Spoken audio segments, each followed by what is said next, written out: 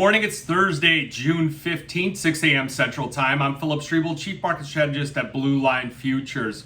Looking at the precious metals overnight, really under some significant pressure here. And that pressure didn't start until the overnight session here. We got gold down $22, 1946. We got silver down 60 cents, 23.50. Low on that market, 23.28 and a half. Low on gold, about 19.40. Copper down 1 at 3.86. Platinum down 3, 9.77. So yesterday, kind of the way it played out, you saw that weaker PPI data, and gold really and silver got a boost on that data. As the day progressed and as we got closer to that FOMC meeting, the markets were kind of stagnant. They were holding up just a bit here.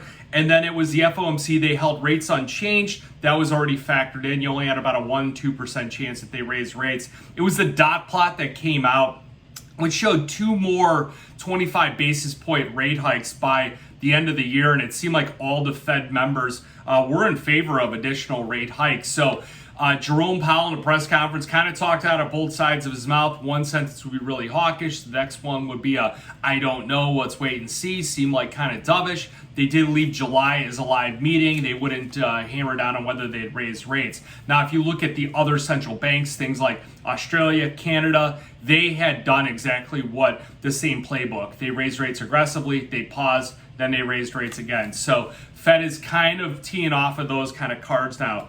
The dollar index did sell off pretty good, provided some support to all the outside commodities, not much support for gold and silver. We haven't seen that support, that correlation kind of broke apart the last couple days. So getting into some of the other factors, ETF outflows on gold, it's about 11 straight days. And the same thing with platinum, big liquidation in the ETF holdings as well.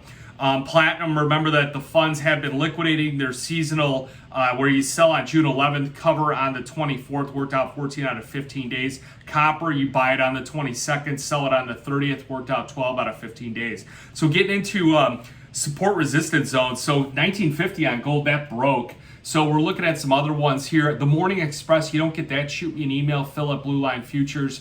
You'll get that. That'll get our key levels. Gets a little bit more detailed on it. So your next level, 1945, down to about 1935 here. So we'll see how this plays out. Resistance going to come down.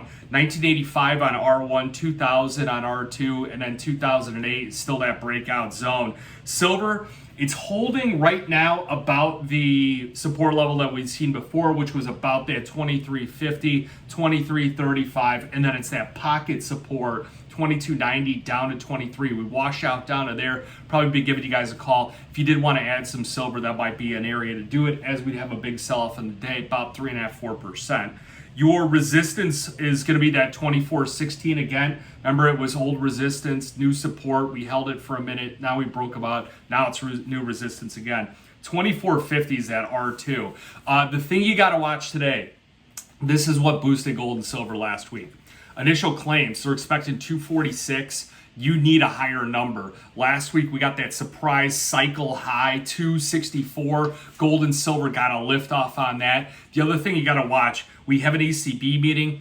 Weak economy is what they're citing over there, but a hawkish tilt. So they might not do anything with rates, but they might come out hawkish. That could put some pressure on the dollar index and help get those metals back up here. So, I'm going to do a video tomorrow. I'll try and do one from Gainesville, Georgia, and then I'll do a weekend wrap up for you guys because it's been an exciting week here.